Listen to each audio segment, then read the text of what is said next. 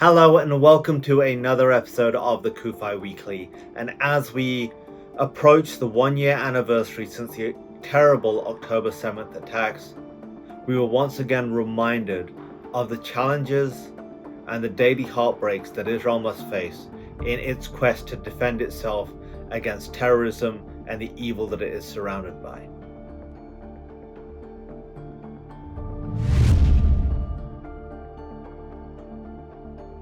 On Wednesday, there was a terrorist attack in Jaffa, Tel Aviv, where the Tel Aviv metro was attacked. 7 people were murdered, including a young mother who was murdered while walking her child. This is the evil that Israel has had to contend with since its rebirth in 1948. There can be no justification for terrorism, there can be no excusing terrorism, yet we still have people in our streets in the United States and all over the West cheering on the murderers of Hamas and Hezbollah. Not long after that terrorist attack, the Islamic Republic of Iran, the regime that occupies that beautiful country, launched the biggest ballistic missile attack in the history of the world. They launched over 180 ballistic missiles at Israel.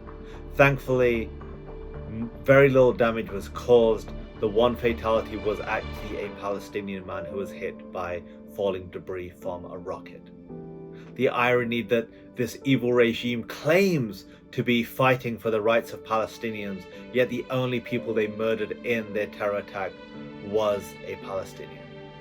Could you imagine if any country in the world, any sovereign nation, had 180 missiles fired at it?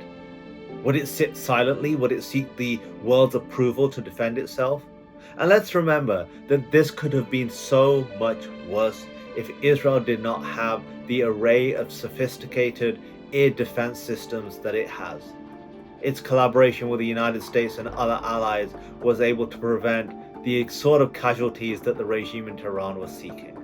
Yet there are still some members of Congress who, when the votes have gone up if we should replenish Iron Dome or other systems like that, have voted no.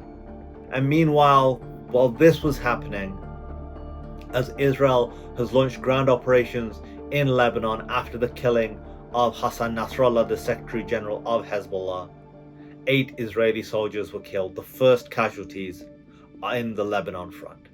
This is just a reality that Israel has faced since 1948, a reality that so many of us struggle to comprehend. While we sit comfortably in Canada or Great Britain or the United States, where we have not faced war on our own soil for so long, we have leaders and activists who sit here judging Israel, who judge Israel when it defends itself against terrorism, who judge Israel for taking steps to prevent its citizens being murdered by terrorism. It's just disgusting hypocrisy, and it shows such a lack of understanding of the wider situation in the world today. Now, more than ever, is the time to be vocal. As we approach the 1 year anniversary of 10/7, to say that I stand with Israel, to say that I stand with the Jewish people, is simply not good enough. They're words. If these conversations are just happening around your dinner table, it's simply not good enough. What use is a friend? What use is an ally who is chanting about their support in closed rooms?